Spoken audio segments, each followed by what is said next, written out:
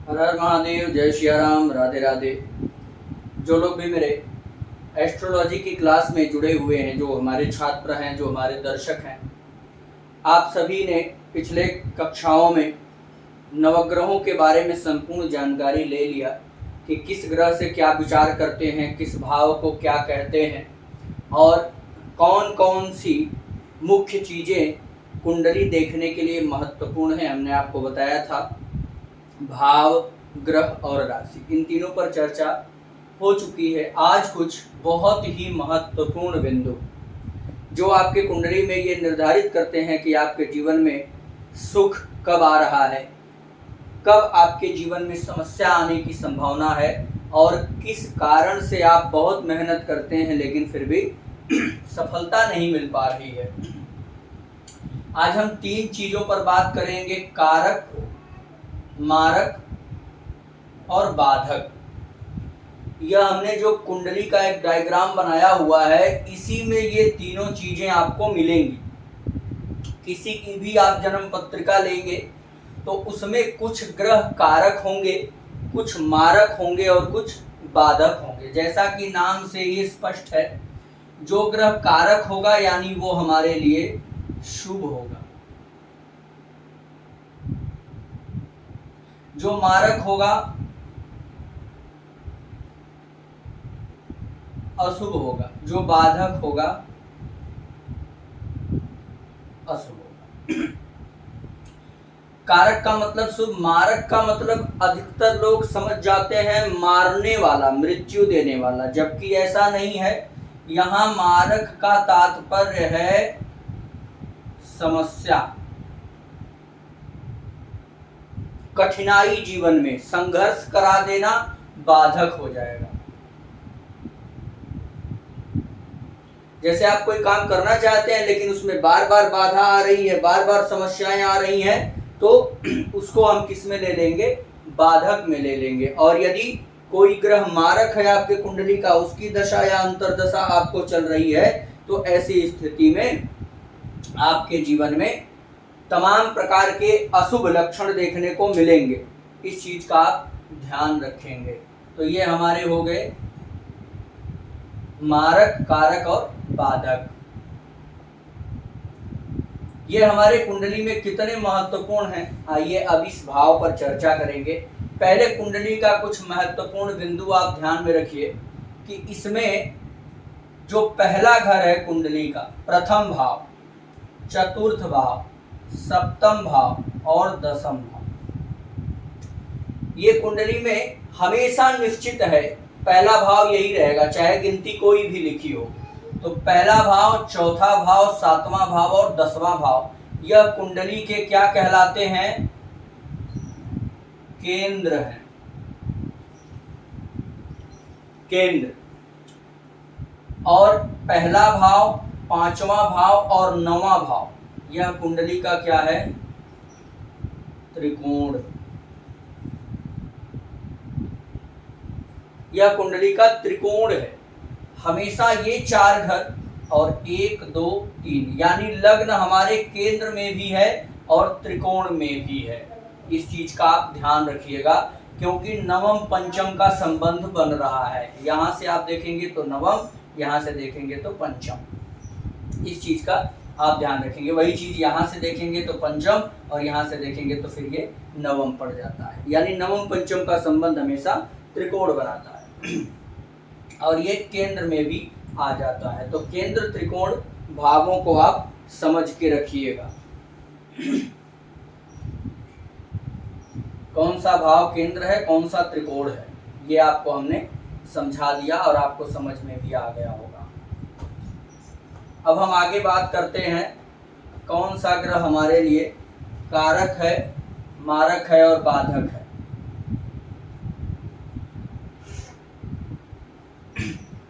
चलिए पहले हम चर्चा करेंगे कारक ग्रहों की। पहले कुंडली बना लेते हैं।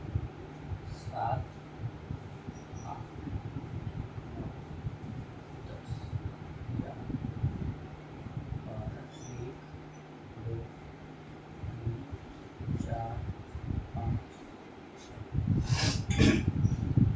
कोई आपसे पूछे ये किस लग्न की कुंडली है, तो आपने पढ़ लिया है, आपको याद होगा तुला लग्न की कुंडली है, यानी 7 नंबर लिखा हुआ है। अब यहाँ से आप देखिएगा, सबसे पहले आपको इसमें समझना होगा कि कारक ग्रहों के लिए 3 घर निर्धारित हैं, एक पहला, 5वां और 9वां, यानी त्रिकोण का जो स्वामी है,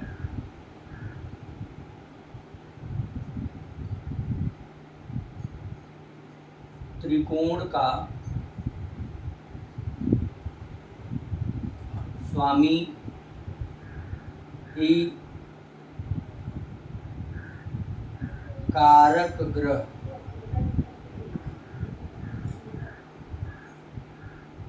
होते हैं।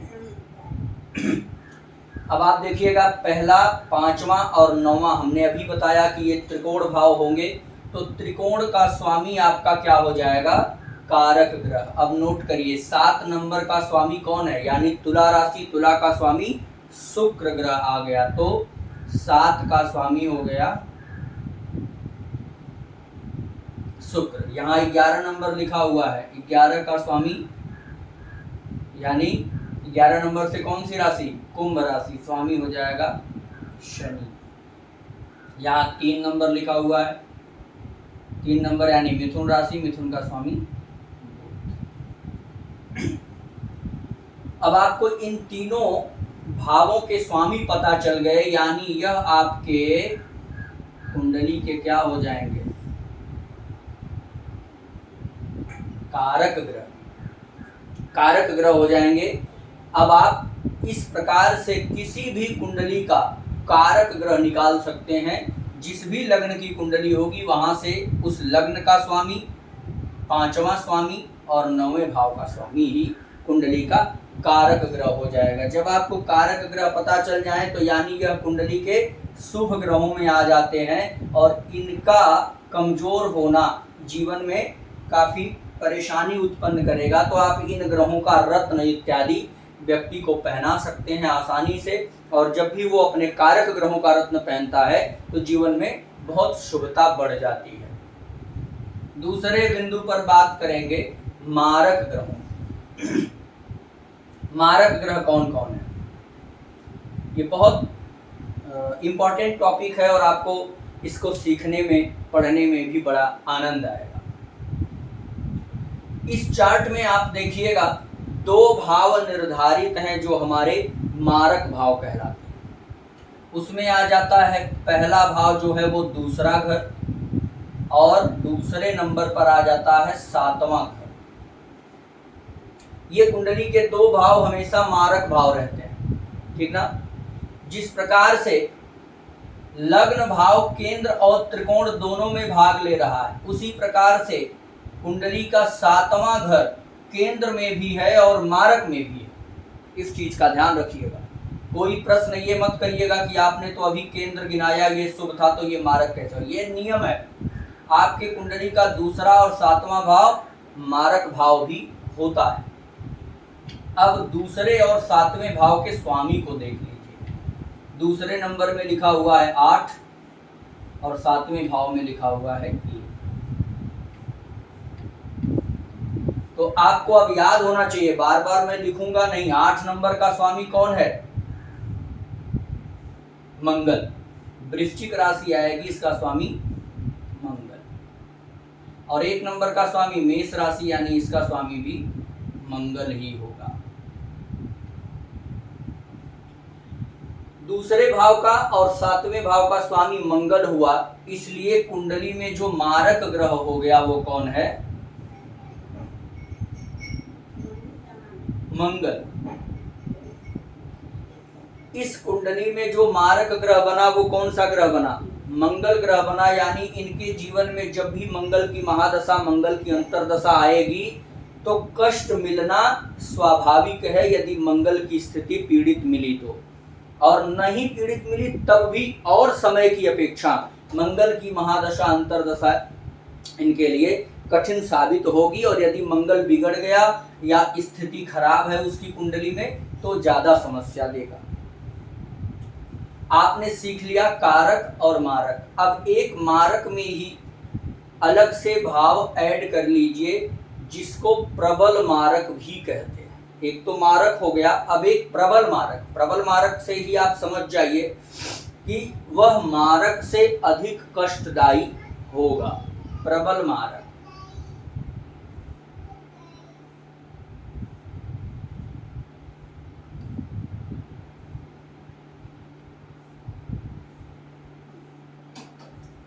एक मारक है, अब दूसरा प्रबल मारक इस कुंडली में कैसे निकालेंगे? तो प्रबल मारक निकालने के लिए हमको कुछ भावों को अलग करके लिखना पड़ेगा। इसमें शामिल होगा कुंडली का द्वितीय भाव,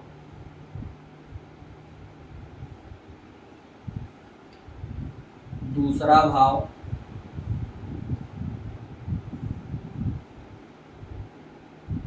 तीसरा भाव,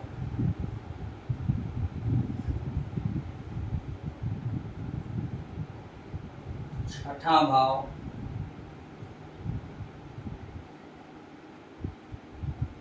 सातवां भाव,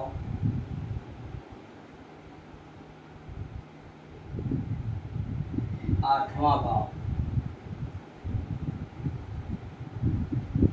एकादश, 11वां भाव,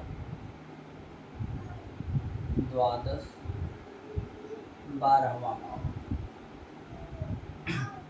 ये हमारे कुंडली के जो भाव शामिल हुए 1 2 3 4 5 6 7, ये 7 भाव कुंडली के ऐसे हैं जिनमें आपको प्रबल मारक निकालना सीखना होगा। इन्हीं भावों में प्रबल मारक मिलेंगे आपके, ठीक ना। तो प्रबल मारक निकालने के लिए क्या देखना होगा कि इन भावों में से जो 2 घर का स्वामी हो जाए। बहुत ध्यान से समझिएगा बात। हमने जो दूसरा भाव, तीसरा भाव, छठा भाव, सातवां, आठवां, एकादश और द्वादश, 2 3 6 7 8 11 और 12, इन भावों में से जो 2 घरों का स्वामी होगा, तो पहले आइए निकालते हैं। दूसरे घर का जो स्वामी है वो मंगल, तीसरे घर का जो स्वामी है 9 नंबर धनु राशि यानी गुरु, छठवें भाव का स्वामी 12 नंबर यानी गुरु, सातवें भाव का स्वामी मंगल, मेष राशि, आठवें भाव का स्वामी वृषभ राशि शुक्र, एकादश भाव का स्वामी 5 लिखा हुआ है 5 नंबर यानी सूर्य, 12वें भाव का स्वामी 6 नंबर कन्या राशि यानी बुध। ये हमारे निकल गए इन भावों के स्वामी, आपको कुंडली में नजर आ रहा होगा। अब इसमें से देखिए कौन कौन 2 घरों का स्वामी है। एक तो गुरु मिल गया, एक मंगल मिल गया। इन भावों में से 2 घर का स्वामी आपके लिए प्रबल मारक होगा, यानी एक तो मंगल मारक भी बना और प्रबल मारक में भी आ गया, और गुरु भी आपका प्रबल मारक है। तो अब आपको समझना होगा, शुक्र चूंकि क्या है, केवल अष्टम का स्वामी है और लग्न का भी स्वामी है। तो अब एक चीज और ध्यान में रखिएगा, जब कोई ग्रह कारक में भी हो और मारक में भी हो तो वह अपने मारक की भूमिका नहीं निभाएगा। जैसा आपने देखा कि यहाँ अष्टम भाव में शुक्र है और एक लग्न का भी स्वामी हो गया, तो लग्न चूंकि क्या है, कारक में आ जाता है, इसलिए शुक्र मारक की भूमिका में शामिल नहीं होगा, ठीक ना। तो कोई भी ग्रह, जैसे आप एग्जाम्पल से समझिए, यहाँ पर मान लीजिए मकर राशि होती और यहाँ 11 नंबर होता, तो शनि क्या है, मारक भाव का भी स्वामी है और कारक का, तो ये अपने मारक का फल नहीं देगा, यह केवल कारक का ही फल देगा। यह फार्मूला याद रखिएगा, जब भी कोई ग्रह कारक में भी आ जाए और मारक में भी, तो वह अपने मारक की भूमिका को नहीं निभाता, वह कारक ही रहता। अब यहाँ से इन 2 भावों के स्वामी को हम प्रबल मारक मानेंगे, यानी इनके कुंडली में पहला प्रबल मारक गुरु हुआ, दूसरा प्रबल मारक मंगल ग्रह हो गया। तो अब जैसे आप समझिए कि एक तो मारक मंगल हो गया 8 नंबर यहाँ लिखा हुआ है, तो दूसरे भाव और सातवें भाव का स्वामी हुआ तो मारक, और इन भावों में से दो घर का स्वामी होने के कारण प्रबल मारक भी हो गया। तो अब जैसे इनकी कुंडली में अगर मंगल की महादशा आई और गुरु की अंतरदशा आ गई तो बहुत कष्ट मिलेगा, या गुरु की महादशा या मंगल की अंतरदशा, तो जीवन में काफी कठिनाइयों का सामना इनको करना पड़ जाएगा। इस चीज का आप ध्यान रखिएगा। इस प्रकार से आप कुंडली के प्रबल मारक, मारक और कारक ग्रह निकाल सकते हैं और आसानी से समझ सकते हैं। अब हम आगे बात करने वाले हैं बाधक ग्रहों की। तो बाधक ग्रह जीवन में क्या करते हैं? बहुत बाधा उत्पन्न करते हैं। अब इस कुंडली के लिए कौन ग्रह बाधक है इसका विचार करेंगे। तो इसके लिए हमको दो चीज की जरूरत है, एक लग्न की और लग्न में स्थिर राशि की जरूरत पड़ेगी। तो अब हमने आपको राशियों के बारे में बताया था कि राशियां कितने प्रकार की होती हैं। एक तो चर, स्थिर, द्विस्वभाव।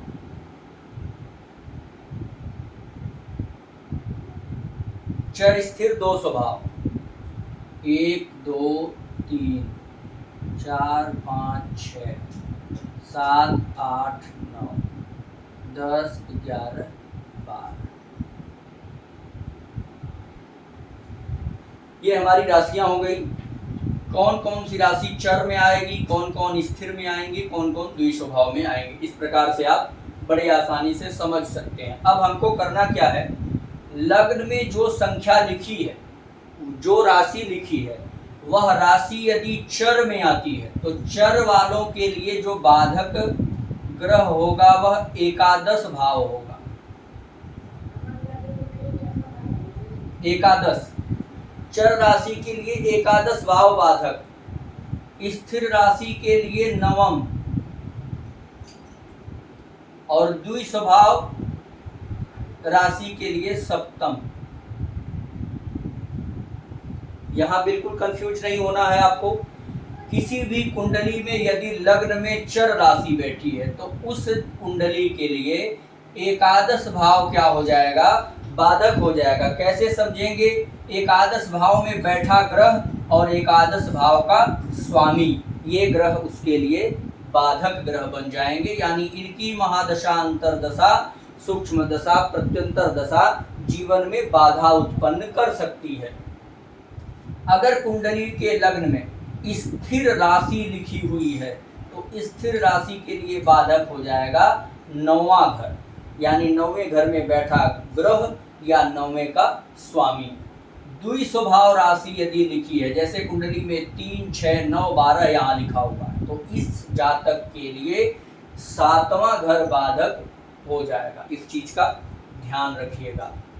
अब आपको पता चल गया कारक, मारक और बाधक। अब जैसे कोई व्यक्ति आपके पास आया और वह जानना चाहता है कि मेरे पत्नी की कुंडली नहीं है, लेकिन मेरे कुंडली से बताइए कि मेरे पत्नी के लिए बाधक ग्रह कौन सा होगा। तो अब एक सिंपल सा फार्मूला आपको दे देता हूं। जैसे यह किसी पुरुष की कुंडली है,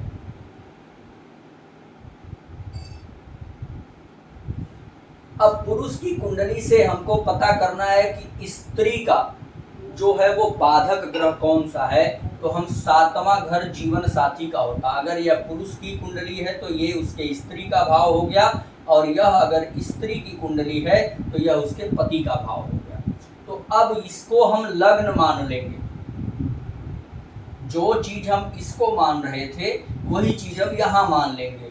तो हमने अभी बताया कि इसमें जो राशि लिखी है उस हिसाब से हम भाव तय कर लेंगे कि कौन ग्रह किसके लिए बाधक है। तो अब यहाँ पर अगर लग्न मान लिए तो लग्न में कौन सी राशि लिखी है, एक नंबर की राशि किसमें आती है, चर में।